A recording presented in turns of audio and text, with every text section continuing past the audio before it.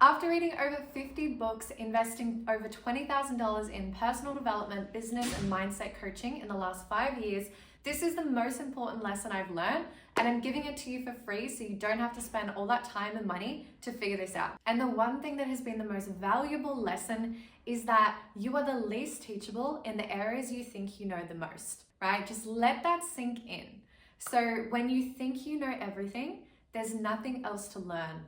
We stop looking for more information, getting different opinions, seeking out different experiences because we think we know it all. And this has come to me after I was having a conversation with one of my mentors, and I was telling her I've been doing personal development for all of this time. I've done all these things. Like, I know what I need to be doing, but I feel like sometimes I'm operating on 30%. And she said, yeah, I stopped doing like traditional personal development for a long time once I realized that knowing and doing are completely different things. And if you have all of this knowledge and you think you know things, it actually becomes a hindrance to your growth. That right there is worth all of the money that I've spent, all of the time that I've invested, just to hear that one sentence. So what she means by a hindrance is it stops you from seeking more. So when you hear something and it might be, oh, micronutrients are important. You're like, yeah, I know that. So you're not open to learning why they're important. Is there new information that's coming out? Or marketing, there's something new in copywriting that's important. You're like, yeah, no, I've got that. Like, I know what I'm doing there. So you're not open-minded to actually finding out more, and that stops your growth. So the thing is, when you're gathering all of this information, knowledge, and you're not applying it, that's when it then becomes a hindrance, because you're automatically thinking, when you hear something, you're like, yeah, I know that. I've heard that before. And you start to switch off and your brain automatically starts to close off, and you're not open-minded to hear more because you're just trying to conserve energy. Like, I already know that, I'm good. And that is really where your potential is capped. So that subconscious voice that tells you, I know it, is the killer of curiosity. And if there's one thing that I've observed of the most successful entrepreneurs, business owners, sales professionals, whatever industry it's in, is they're extremely curious and they never think that they know it all. And one thing that might come up for you is, well, if I don't know it, if I won't be confident in that area, if I don't feel like I know it, don't let humility be confused for a lack of confidence. The most successful people in all areas of life, they're able to admit when they're wrong, admit when they may not have all the knowledge. And that's actually the very reason that they gain so much success, because they're willing to be a student. They're willing to learn from others. And the truth is, if you're not doing that, then you're gonna progress so much slower than the person that is. So if you're still watching this, it's probably because there's some area of your life that you're feeling stagnant, and you know, whilst you have all this potential, it's untapped. And that's because you're only operating at around 30% of what you think you know, and there's a big gap, 70%, of what you haven't yet applied, what you haven't experienced yet, which you can know, which is gonna allow you to increase your potential, your success. Everything that you want is on the other side of being humble enough to actually go out there and try. All right, so I wanna do an exercise, and this is extremely powerful. So I want you to get out a notepad and a pen. I'm not talking about your notes app. I want you to actually get up and get a notepad and pen, because think about it. If you can't even take 30 seconds out of your day, out of watching this video, to go and do that, it's like, what is even the point? How do you expect to go after these big goals, reach your potential, if you're not even going to give yourself the opportunity to learn? All right, so on your piece of paper, I want you to write at the very top as a heading, all of the things I think I know the most about. Keyword is think, right? So write that at the top, and I just want you to do a little bit of a brain dump of the things that you are the most confident in, that you think you know the most in. So it might be, for me, it would be sales, it would be nutrition, it would be personal growth, but try to be more specific. So in personal growth, it might be like the subconscious mind for me, or just get really specific about what those key things are and brain dump them all down. Alrighty, so now you've got your list. There's probably one that sticks out to you. And the one that should stick out to you is the one where you feel like you've stagnated with this, where you probably feel like you should be further along.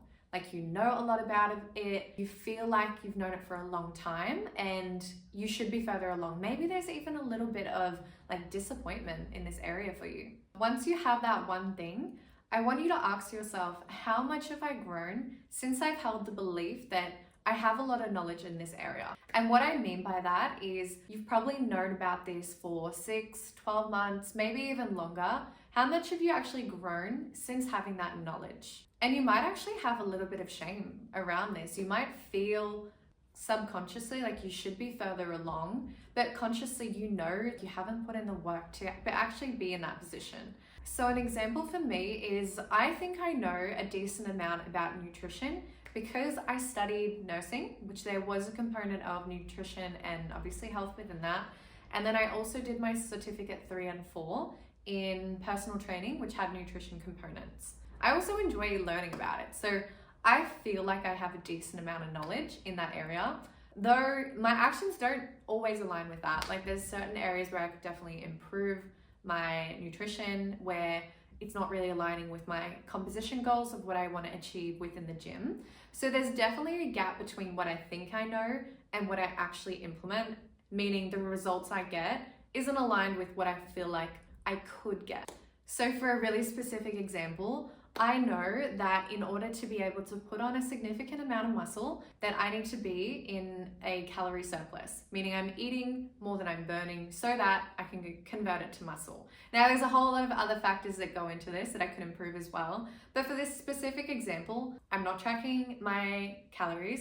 I'm not tracking my macronutrients, my micronutrients, though I have the perception that I should be further along than I am, right? So when I reflected on this, I realized there's so many areas that I think I know a lot about, and I do have the knowledge there, but applied knowledge is very different to knowledge. One is theory, it's a concept, and one is action, it's experience, it's iteration, and it's something that you can actually take, adapt, and grow with, rather than just using someone else's experience or ideas. So once you've reflected on that, I want you to write down this question. I want you to ask yourself, how much could I grow if I allowed myself to be curious? If I allowed myself to go through trial and error, to fail forward, if I allowed myself to use that knowledge and create an experience with it, even though it might not look how I expect it to look, do I allow myself to go through that process so that I can move forward? Like, how much growth could I be experiencing if I were doing those things? So when we do this, it triggers something so important. Like, you start to see the gap between what you could have and what you currently have. And it's a concept called consequence, loss aversion, whatever it is. And when we see what we're leaving on the table, what we're leaving behind, then we're so much more likely then take action on it, because we feel like we're losing something rather than gaining something by taking action. And I've spoke about this before, it's extremely powerful. I use it all the time in so many different areas.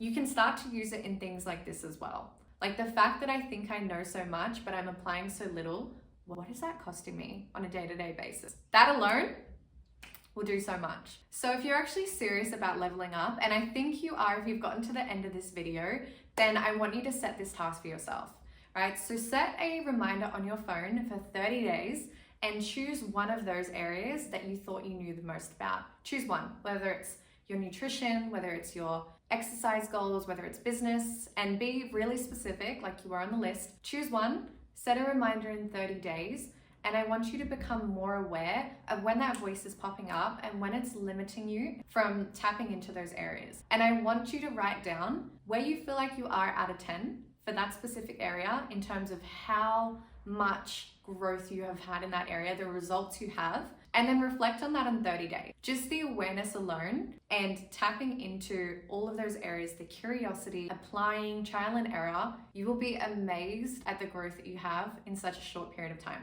So if you do this, let me know how you go in the comments, and we'll talk soon.